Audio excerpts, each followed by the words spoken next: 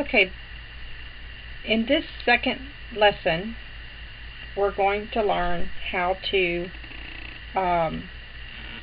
measure our doll and record those measurements according to this doll's body type. Now, you're going to need your small measuring tape. You're going to need, this is for quilting, and it's where you can do free motion quilting, where you draw a design on here and you let the needle follow it, and it's like tissue paper. It's very, very thin. You can get it at any quilt shop. It comes in a roll like this, so there's a lot of it. And that's what I use in the development of the first part of my pattern. What I do end up doing is using legal size typing paper, because let me just give you some advice. when you first start this out, this is not the size doll you need to be designing. Do a big one, like above 20 inches tall, because it's much easier to work with. Okay, and I'll show you some of my dolls and how I came up with my clothing decisions based on, dolls I've designed. So there's some hair from a hair doll. Okay, now, and of course you're going to want scissors. You're going to want a really good pencil. I use machine scoring pencils because they really do well, and when I need to erase something, they erase well. You're also going to need a box light. Now, I'm not going to turn the box light on. You've already seen what it looks like, because I think it would hinder your vision and what I'm trying to do. Okay, now, the first thing you want to do is decide how we're going to clothe this doll.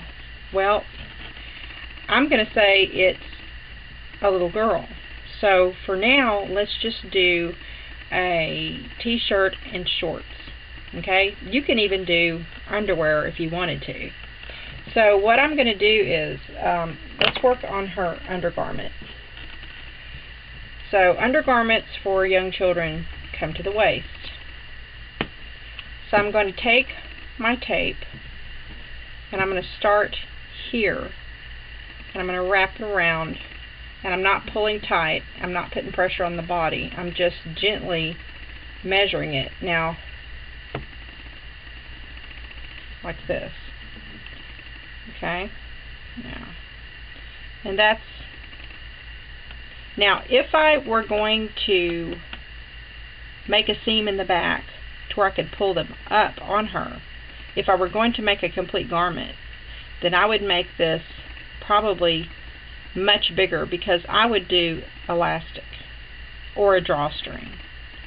Okay, so but what I'm going to do is I'm going to show you how to sew her clothes on her, where you don't have to make the actual clothing itself, not the articles of clothing.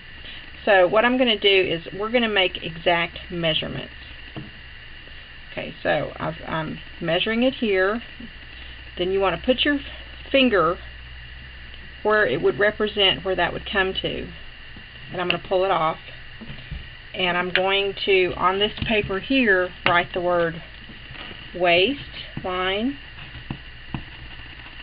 Okay, and I'm going to make a dash. And that's 1, 2, 3 inches. Okay, that comes to 3.5 inches. Okay, or 3.5. As you start doing it more, you're going to do 0.5 for your halves. It's just less writing, and it's easier. Okay, so that's the waistline. Now you want to measure from, let's see here, the waist. Okay, all the way down to the crotch, but not all the way back up like this. You're just measuring from the waistline, okay, to the center, in this area here, directly in the center. So I'm going to make a mark with my pencil. I'm going to pull this out. So I'm going to put measurement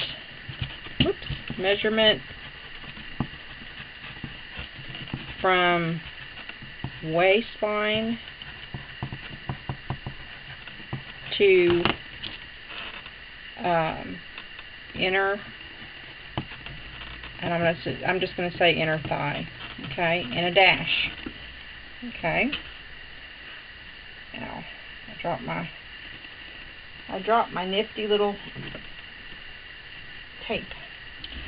Okay, now what I'm going to do is I have my pencil mark on my tape, so I know that's 1 inch and 1, 2, 3, 4, 5, 6. 1 inch and 6/8. Okay, it's what it is. So 1 inch and 6/8 from her waistline to the inner thigh. Okay, in here. So I know that on the back side she's pretty much, you know, I haven't added her booty padding, so I'm just going to show you, and I may not, because her shirt's going to be over her booty. So we're going to go back to the waistline, and we're going to lay it back in between the legs, and it should be the same exact measurement, and it is. Okay, so I don't have to change my pencil mark. And so I'm going to say from the back side waistline to inner thigh. Okay, and I put the word backside in parentheses because I know that there's a front and there's a backside. So waistline to inner thigh. So it's going to be 1 and 6/8 inches. Okay. So now I know her waist size is 3.5 inches. I know that from the waist to the inner thigh is 1 and 6/8 inch, and on the back side it's going to be 1 and 6/8 inch too. Now, if she's got a bedonky donk like this lady, let me show you the difference here. Let's flip her over. Let's say we were going to make pants or shorts for her. Well, let's stick with the shorts theme. I want it to come right below her belly button because she's, you know, an adult, whatever. And we're going to take it to the inner thigh. So that's going to be 2.5 inches, okay, where that's going to hit, right here. Okay, so I know that from in the front it's going to be 2.5 inches to here, from where I want those shorts to lay, or even pants to lay. Now when I flip her over and I go from the same point at the waist, which is going to be slightly below the bend in her back, just slightly below. Now I know that it's going to be, see, even with that, let's see here, it's going to be a little more, and the reason why is because you're having to go over a hump. So that's almost, let's see here, that is, believe it or not, 3 inches. So 2.5 inches, and this is 3 inches. And it has to do with the curvature of her hiney. Okay?